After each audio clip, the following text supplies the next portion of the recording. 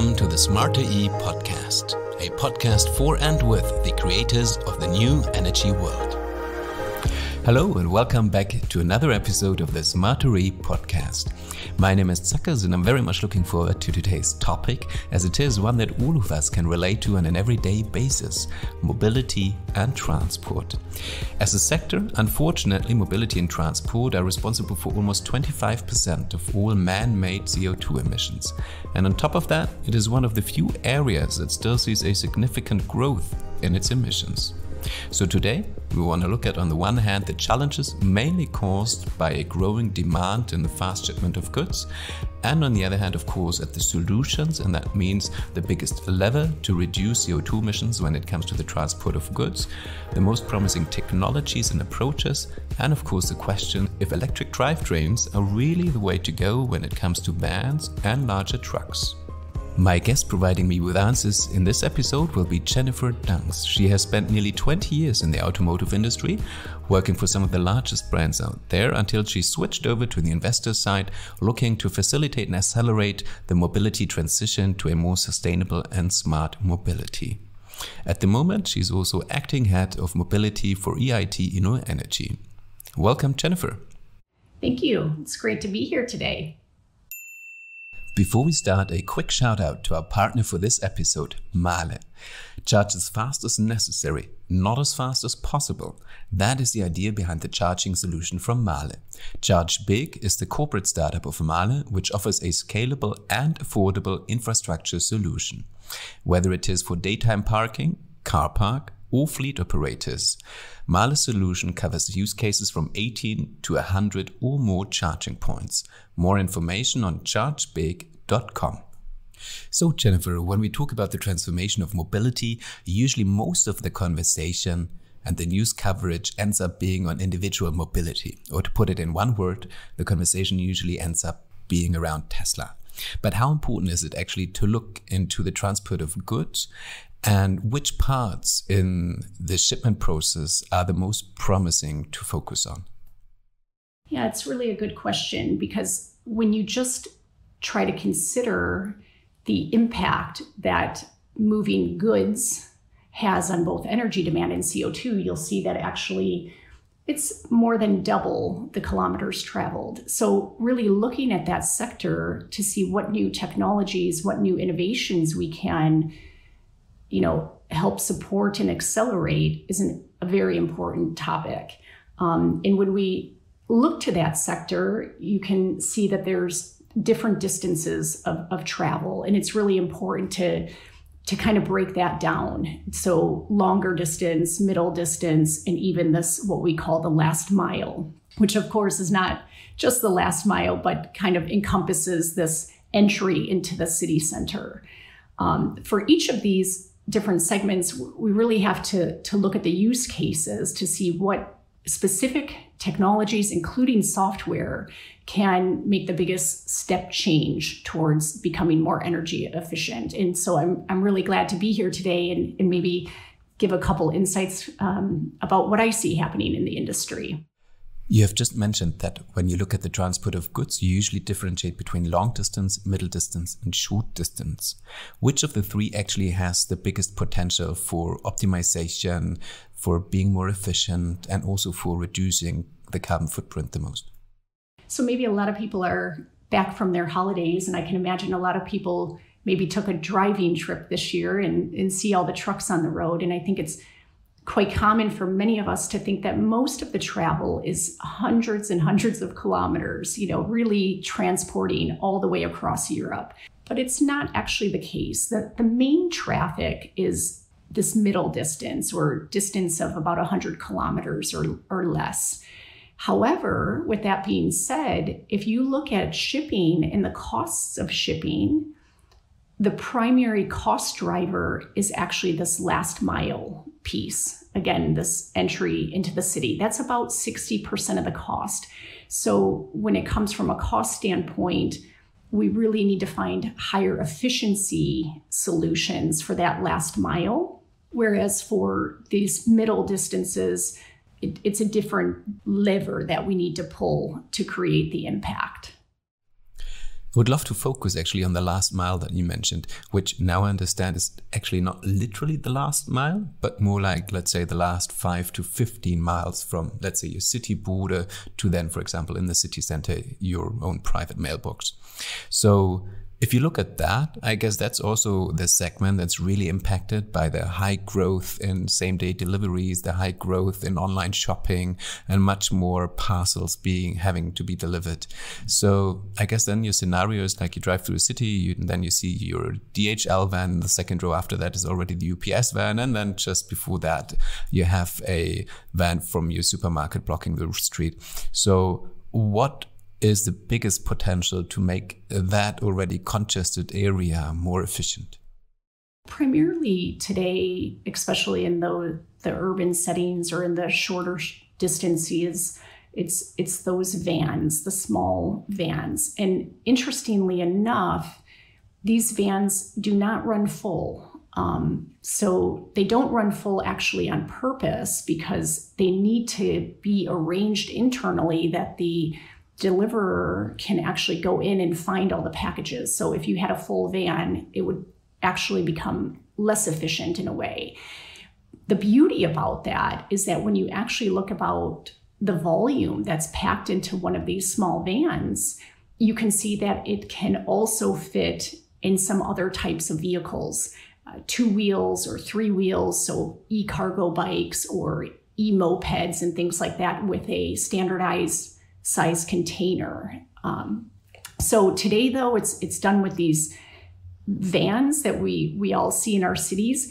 However, you probably also see in your city that it's blocking the street partially. Maybe it has 2 wheels up on the sidewalk. It's maybe partially also blocking the sidewalk. And these vans have a lot of difficulty standing in traffic and, more importantly, finding a parking spot. And so that's, again, why if you can save some time and efficiency without standing in traffic or even looking for parking, you can theoretically save 30% of your time. But with a vehicle that's able to go in the bike lane and maybe also park on the sidewalk or not in a proper parking spot.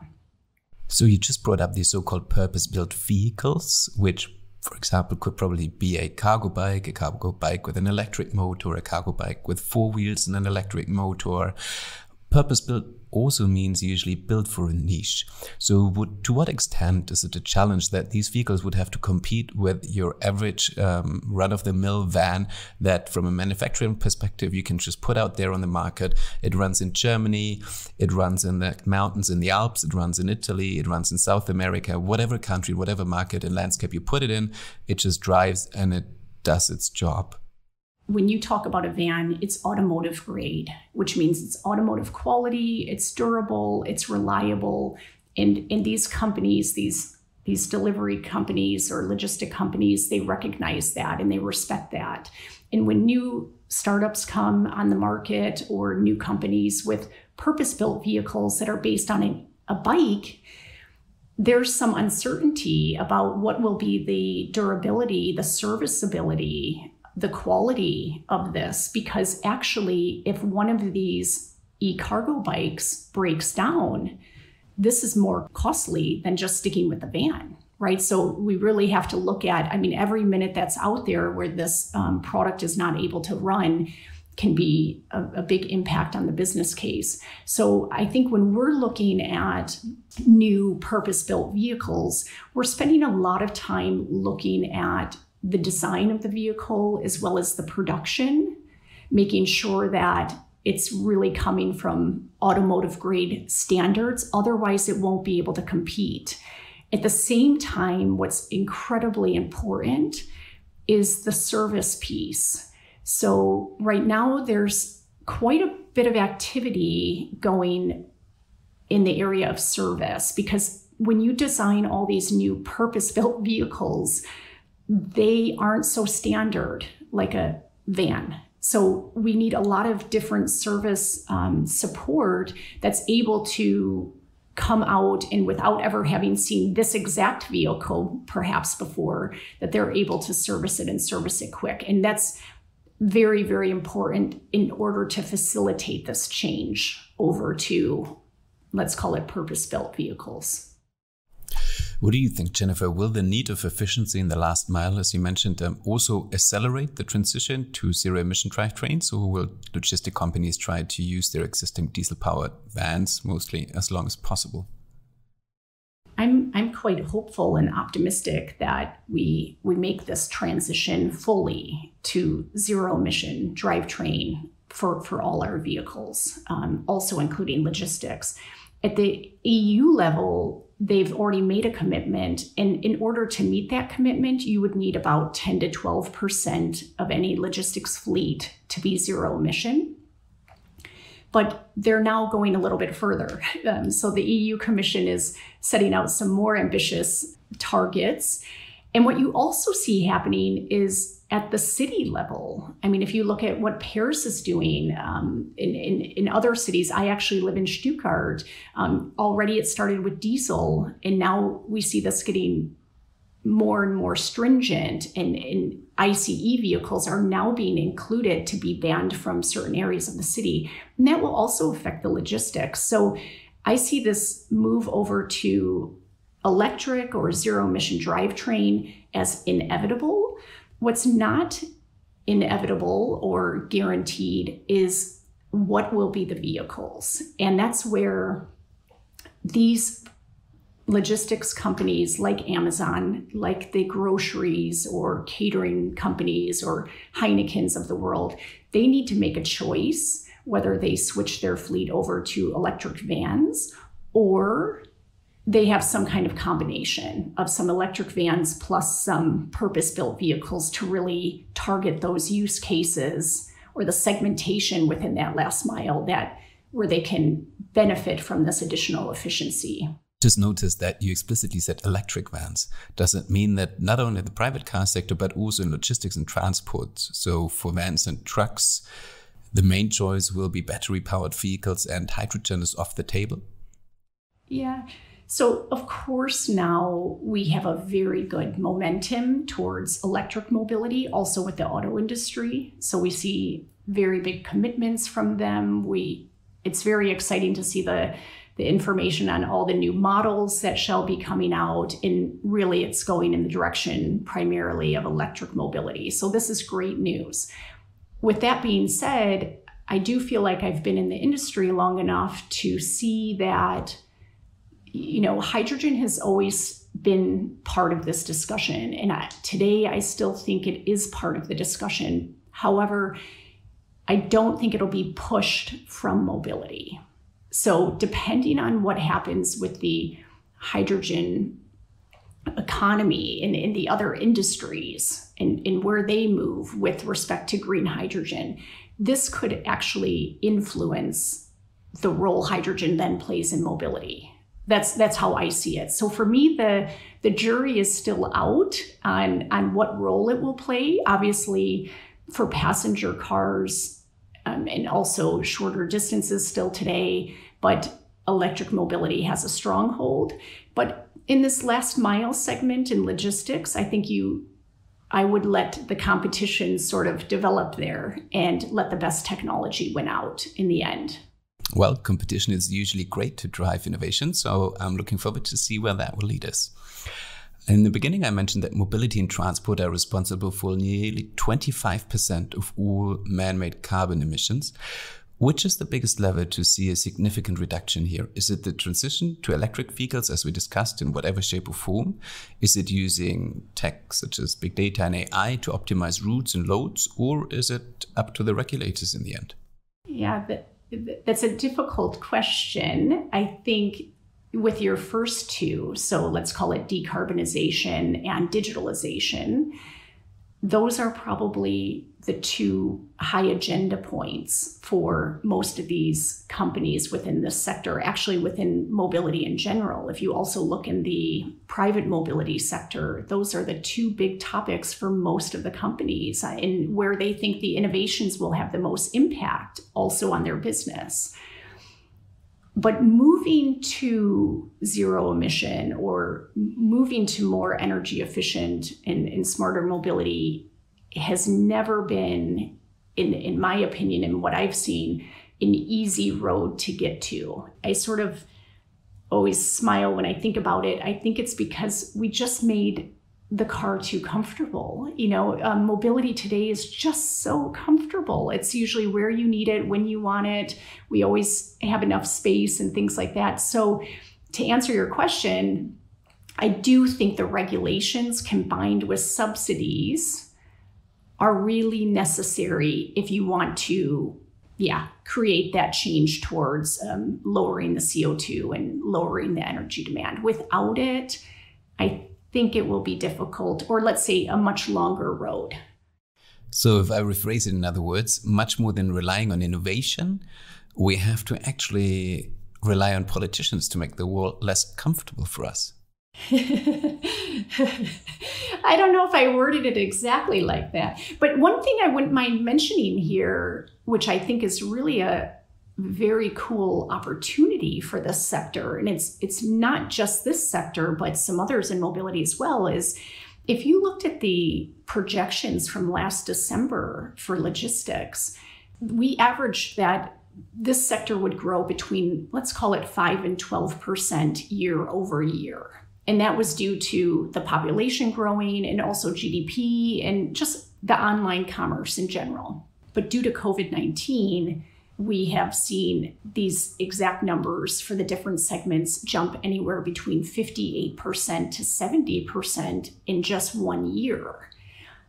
And what's kind of interesting about this is that on one hand, you could hypothesize, okay, it'll go back down again, but actually behaviors are changing. So my mom is 76 and she's even figured out now how to do groceries online. So, and I think she will continue to do certain aspects like this. So it's really a behavioral change that we're seeing. So at the same time with that, there's been some within our recovery fund, the EU recovery fund, it's dedicated one section of that towards smarter and more sustainable mobility. So we're going to see government incentives, city incentives towards bringing us to a more sustainable mobility. And I looked not too long ago, but at what the different cities were doing, and I found 68 city initiatives that are in the direction of supporting these purpose-built vehicles. So widening the bike lanes, making more bike lanes,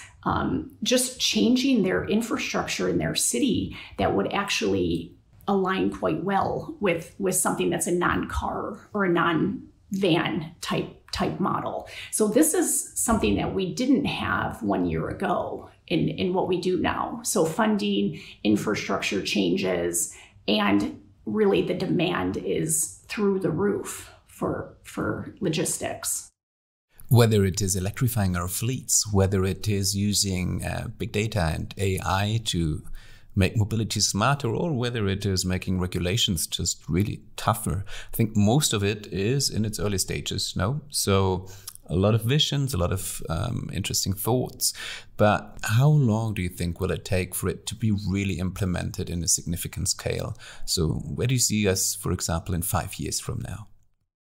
We have a lot of good ideas and we have a good intention on how this sustainable, smarter mobility can look like.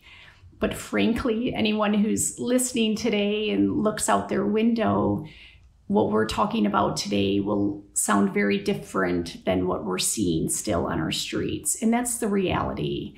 I think in 5 years, my hope is that we really flip the switch from seeing these purpose-built vehicles in pilots to seeing these purpose-built vehicles in mass, in our cities. I hope that we find a way to kind of crack the nut on congestion in our cities, because the amount of time that everyone's spending in their cars or spending time looking for parking and things like that is something that has a big effect on our GDP, but also our quality of life. So my real hope is that what we look out our window in 5 years starts to match what we all talk about and have so much passion for. And it's really starting to be realized. And my only hope for right now is that when I do see some of these city initiatives, like I said, I live in Stuttgart, I see new bike lanes popping up all the time, and really I see then so many more people biking. So I always have the motto, not from me, of course, but, if you build it, they will come. So build the infrastructure that we want to have for this purposeful mobility. And then I think we'll see the switch. Build the infrastructure and they will come. I think that's a wonderful statement. Actually, a great statement to wrap up our conversation, Jennifer. Thanks for joining us today. Yeah, thank you so much. It was great to be here today. And it was awesome just to have this discussion with you. So let me see if I can summarize what I took from the conversation with Jennifer. Contrary to popular belief, the main bulk of logistics is happening under 100K, so a distance that already today allows for a switch to battery-powered vehicles. May it be vans, may it be trucks, or even purpose-built vehicles. So a new type of vehicles specifically for the important last mile zone. Now this way, despite a rapidly growing demand for the ever-faster delivery of goods, we might actually be able to achieve a reduction of our carbon footprint in the area of mobility and logistics. As long as the regulators rein in our inherent drive for the most convenient and, in my words, lazy solution, that is. Stay tuned for more episodes of the Smarter-E podcast. The mobility transition is full of exciting developments, and maybe you happen to work on one of these innovations that are going to make a big difference in a fast transition to a new mobility.